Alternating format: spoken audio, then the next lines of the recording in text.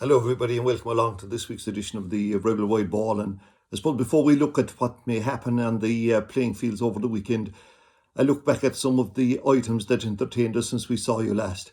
Education is right up there in terms of media attention, and of course we wish the very best of luck to all the Leaving Cert class of 2020 who get their Leaving Cert results on Monday.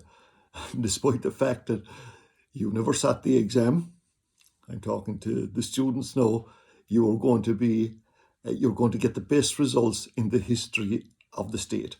There was a bit of controversy during the week about the release of these results, insofar as that there was no great problem about the release of them, but the very fact that the rankings that students got in their class, I think the understanding was that teachers believed when they made these rankings and made their submissions, they did it in good faith. And despite the fact that there was always a possibility that these rankings could be obtained under freedom of information if there was an appeal or anything like that. But I don't think teachers believed that they were going to be released with the exams. And you can understand that, like there are teachers teaching children in their own areas, they're teaching their neighbours' children, probably teaching their own children, and the publication of rankings so easily was bound to cause grief. You can imagine that Johnny up the road, oh yeah, you got a 50% or whatever, but you're at the bottom of the class, whereas Mary next door was at the top. So I can understand the concerns of teachers, but it appears now that the State Exam Commission and the Department of Education and Skills have sought legal advice about the publishing of these rankings, and for the moment it would appear that they're after being postponed. But anyway, for those who those of you who didn't sit the exams but were in the class of 2020, the very best of luck. And look, I said at the very start, you're going to be the best looked after class of all time, and there will be adequate and numerous college places available for you as you start the next stage of your educational career, if you wish. I didn't realise that Leo Varadkar and Danny Healy-Rae would ever come together in terms of fighting the cause for the rural publicans. Well, that's what appears to be happening. And the wet pubs of Ireland, I don't know where anybody came up with this title, but these are the publicans. They're being portrayed now as the marginalised group from society, and there's absolutely no doubt. Of course, you can understand their frustrations, comparing a pub in Ahioll with a nightclub in the middle of Dublin isn't exactly comparable. So it would appear that over the next couple of weeks a decision will be made to open the publicans, and after all, we've been told now that they're the most responsible group of people of all time. Yeah, the Wellingtons, well, the show goes on.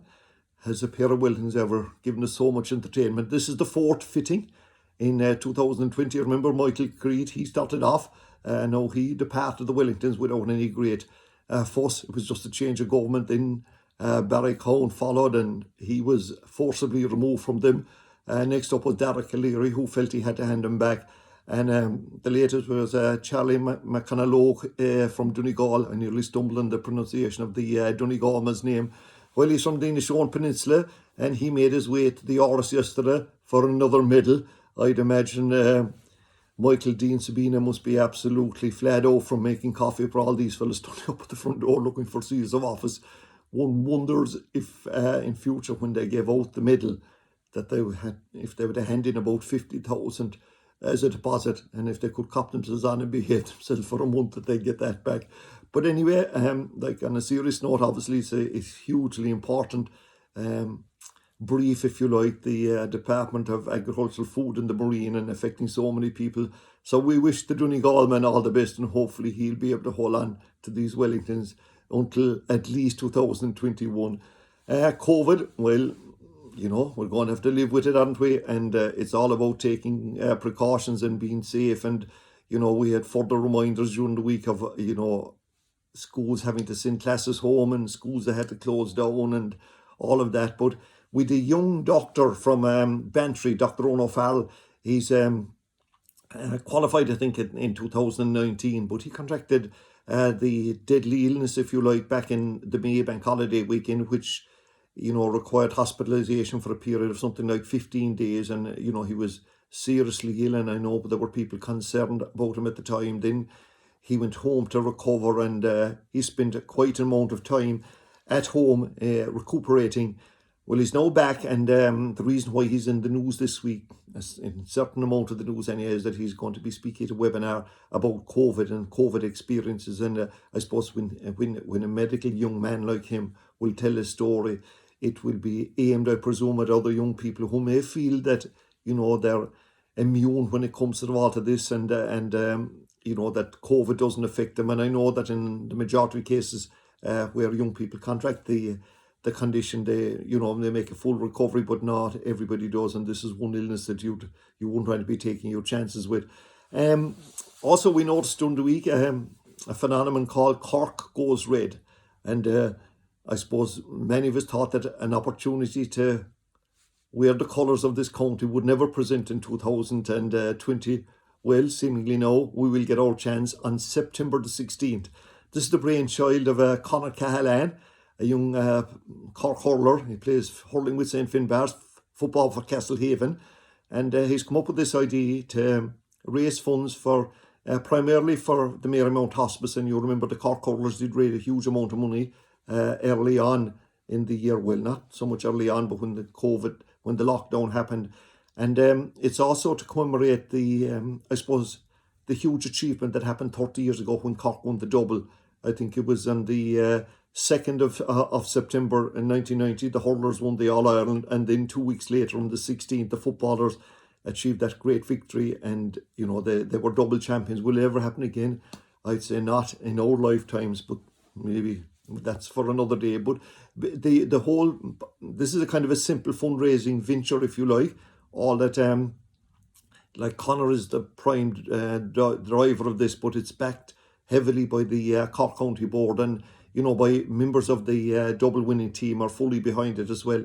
So the plan is that we'll all wear the Cork colours on that day, and that workplaces and schools all over the country would put up red bunting and colour the county red, and raise funds, as I said, for the two causes, but particularly the Marymount Hospice, with the majority of the money going there. There's an I Donate page after being set up for that.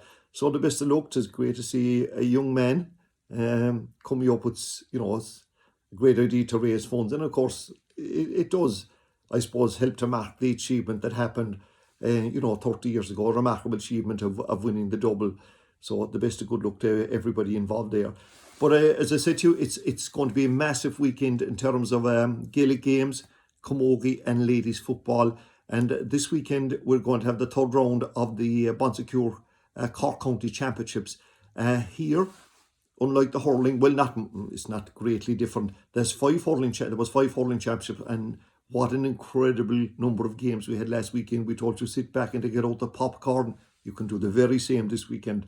And last week, I suppose, the story of the weekend was the performance of Corsi Rovers. They were the only team that started off at the bottom of their group with no point, and they ended up qualifying for a quarter final. It was an awesome achievement. Now, I've been kind of looking at the football, and there are in all the groups that we have, there's I think 13 groups this weekend. The teams at the bottom are all on 0 points, bar one. The Dawnies are in their group, they have 1 point. And I don't think there's a possibility of the Corsi factor happening this weekend. But let's wait and see. Is there any team out there that's on 0 points at the moment can come along and qualify for the knockout stages of the championship? The games will be played on Saturday and Sunday. We have at 4 o'clock on Saturday, we have the Premier Intermediate Football Championship. At 6 o'clock, we have the Intermediate A. And then on Sunday, you have the 2 top grades. You have the Premier Senior Football at 2 o'clock, followed by the Senior A at 4 o'clock. And looking at the various championship, we'll start with the Premier Senior Football. And here we have our 3 groups again, and some amazing games in prospect. In the first group, you have Bars, Ballincollig, Clonakilty and Carrigaline. It's dead simple here. The Bars are on top. They're on 4 points. They play Clonakilty, and they will be favourites to win that game in Coachford. Clonakilty, who beat Carrigaline the first day out, and maybe we were lulled into believing that this is going to be their year, but they collapsed completely against Ballincollig, so they've no choice, only get their act together and try and defeat St. Finbarr's, and that's going to be a big ask for them. Ballincollig play Carrigaline, and as Carrigaline have lost their 2 matches, lost them well, Ballincollig will be favourites to win that one. That game goes on in Porky Rings. So look at it from this distance here, it does appear that the 2 victors will be the Bears and Ballincollig. Have we been wrong in the past, my friends? Have we? In the next group, Castlehaven and Island Rovers. Castlehaven should win that one, and if they do, they'll top the group. Now, they have something to play for as well, even though they're assured of qualification. Regardless of results happening elsewhere, they will want to get that one, like, you know, the 3 groups, the best team, the best winner, or the best group winner go straight through to the semi-final. At the moment, I suppose Nemo Rangers are in pole position, but a lot will depend, it goes without saying. Cabra Rangers and Newstown, what a match in Ballinascarthy. It's a quarter-final, it's a knockout game. You can talk scoring differences all you want. A draw, though, would do Newcestown, because they have superior scoring difference. And what a club, we talk about them all the time because of their dual nature, and they're dual in every sense of the word. So I think that's going to be an incredible match. And trying to predict the winner, I suppose, look, if you're taking purely football, you'll be going Cabra Rangers. They don't have hurling to worry about. But these Newcestown guys are capable. I won't say they're capable of anything, but they're certainly capable of winning. The final group here, you have Nemo Rangers playing Douglas in Porky Keeve. You'd have to fancy Nemo Rangers there. Like a lot of in Douglas, they've taken a decision this year, or the players have, you know, not to play the 2. And after last week's mammoth victory over Middleton, what a great performance that it was by Douglas. I think, remember we mentioned about they rising and taking their place among the nations? Well, they did big time. I don't think their footballers will, though. You'd have to fancy Nemo Rangers there. Valley Rovers have a great chance of qualifying. They're playing Bishopstown. Bishopstown are pointless after their 2 games. That game goes on in Ballinora. This is Valley Rovers' chance to redeem something for the season, because their hurlers are in a relegation battle to survive in their grade. So that's going to be a big match. Then in the Scenery Football Championship, we have some great games coming up here. I think the first group in this, it's O'Donnell and Ross, St. Michael's, Ballingeary and St. Nick's. I think the meeting of O'Donnell and Ross and St. Michael's, if I'm not greatly mistaken, is the first meeting of any 2 teams that have won their 2 previous matches, that last week or this week. So basically they're fighting here for the semi-final spot, and the game goes on in Ballineen. Look, O'Donnell Ross, the team for Skibbereen, you know, were at the higher grade of I've seen it for a long number of years, then dropped down when this regrading took place, and they've been playing really well. They have a number of players back after injury, and maybe not back from not playing for a while. St. Michael's, incredible club. They don't let losing finals define them, that's for sure. I think that's going to be a really good match. Ballingeary and St. Nick's. I've always said about St. Nick's, since I became aware of them, they'll win 1 match and they'll survive. They're only out of matches. And Ballingeary are not the force they were. Like, you know, the team is getting a little bit, I suppose, old or more experienced. I probably should put in a better word there for you. But I still expect Ballingeary, despite the fact that St. Nick's, seemingly it's been rumoured that maybe a few of the hurlers from Glen Rovers will come back to give them a hand in their hour of need. But I'd still fancy Ballingeary there. Kishgame, the next group then, Kishgame play Rogue, top of the group after winning all their matches. Rogue are a little bit of an enigma in terms of, you know, they can be good one day and not so good the next day. This is a big match for them after their defeat to Mallow when they're now long unbeaten. They capitulated, and they need to get their act together big time. That match goes on in Glantan. As I said, O'Donnell Ross are playing in Niskeen, and Ballingeary, Nixon, Carrigadrohud. Mallow and Bantry. Bantry are pointless, but they didn't lose their matches by much, and I know that they're really out to win this one. And so are Mallow. You know, after they were a bit disappointed after losing the Gish game. They didn't lose by much. Big win the last day, and the bit is between the teeth. So I think that'll be a really close game in Macroom. The last group in this, like, is really exciting stuff, in that you have none of them are on 4 points. Right, that's a bit unusual. If you look through all the other groups, it very rarely this happens. But Bandon are on 3 points, and they play for Moy. And you know, I think there's nothing between these 2 sides. Both of them, you know, have won a match, and Bandon have They were nearly lost against the Dawneys, and a late equaliser got them over the line, so that's a big game for them. And of course, Bandon Hurlers qualifying as well. Great time for the club. Clyde Rovers and Dawneys. Dawneys are on 1 point. Now, the only way they can survive is beat Clyde and for Bandon to beat Fermoy. And they would actually, can Bandon step up to the plate and do them a favour? Well, we'll have to wait and see about all of that. There's another little subplot in this particular championship. Paddy Cassan is the coach of a rogue, and he plays with Clyde. Simple, isn't it?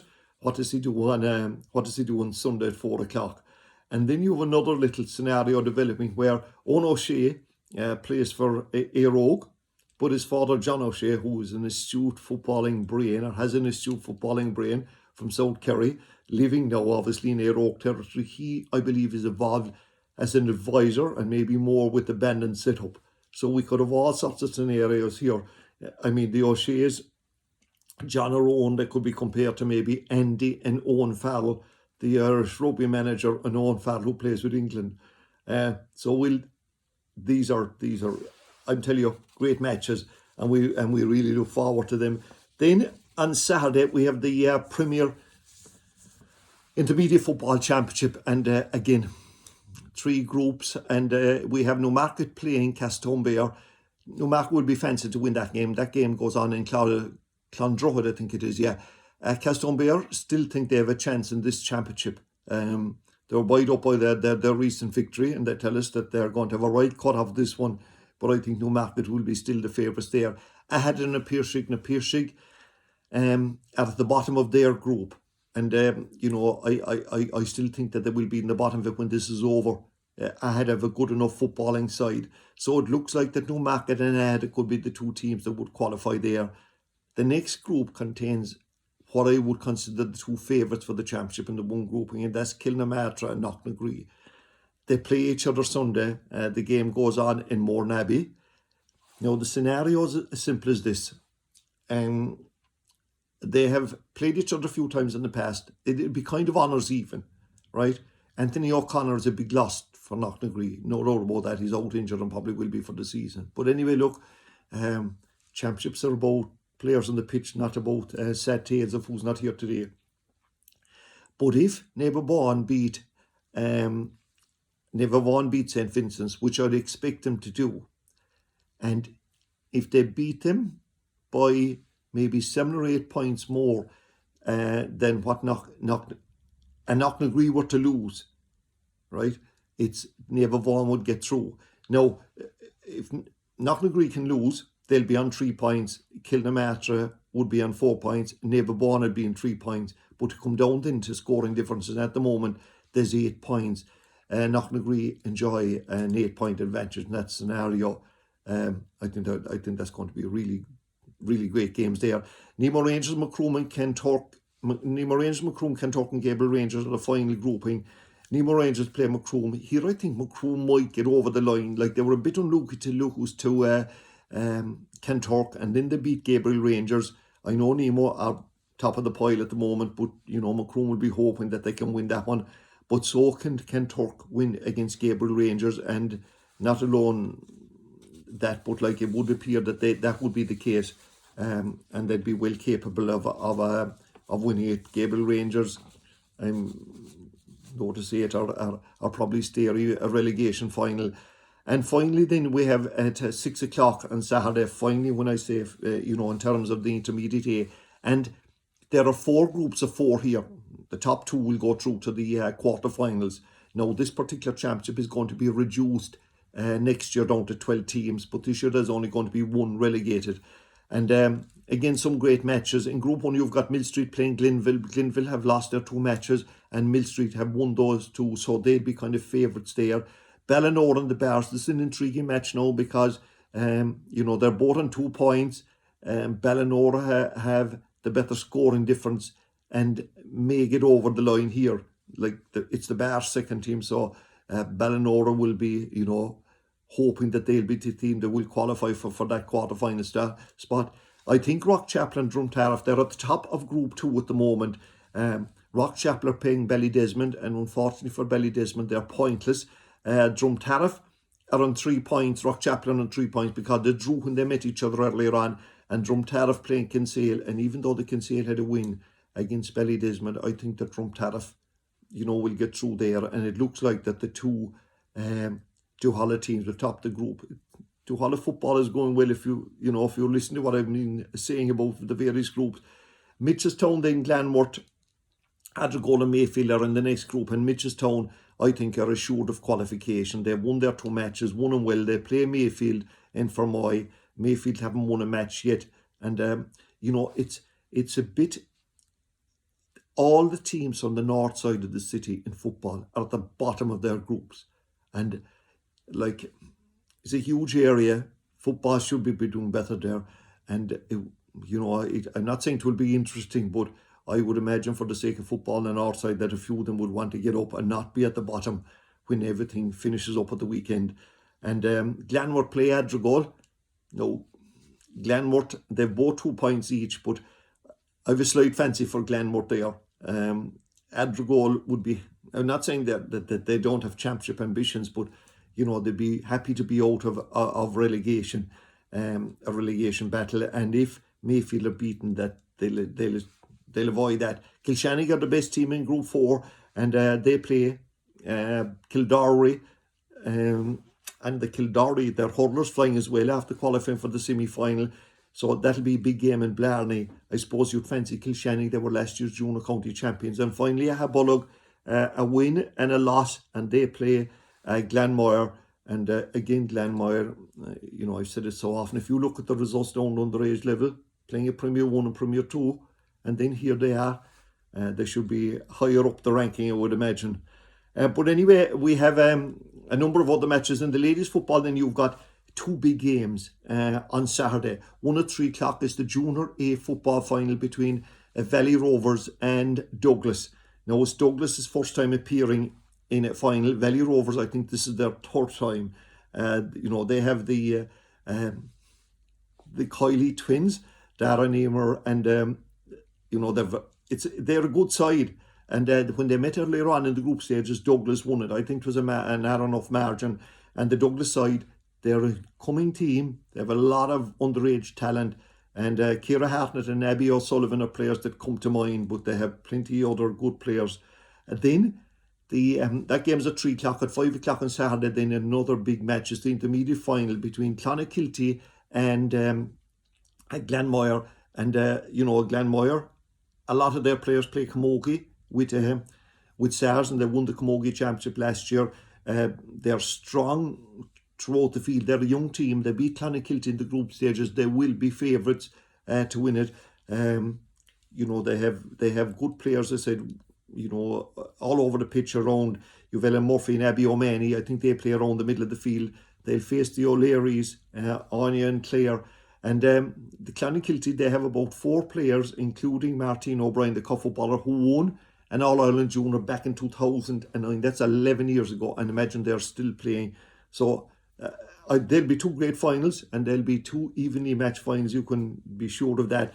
Then in Camogie, we have the quarterfinals of the SE Systems Senior Camogie quarterfinals. And here we have Catrins playing Courcey Rovers. I have a slight fancy for Courcey Rovers here. They have a lot of good players. So have Catrins, no doubt about that. They play 2 o'clock, and all those games we played in Castle Road. They play 2 o'clock on Saturday. We have to reach for the Ishke. Killer play the Bears at 5 o'clock, and I think that the Bears probably will get over that one. And then fine, and Sunday then you have Glen Rovers versus Inniscarra. Inniscarra have been county champions in the past. Some people are talking about the Glen Double, senior hurlers and senior camogie. It'll be a good match. 1 o'clock, they meet in Castle Road, and the final game then that we'll be talking about is Aoróg and Douglas. And I think, of course, the Douglas, some of the girls will be after playing football with Douglas the day before, but I think that they'll probably, that Aoróg would be slightly fancy there. So that's it, my friends, and the best of good luck, and hopefully we'll see you all next week.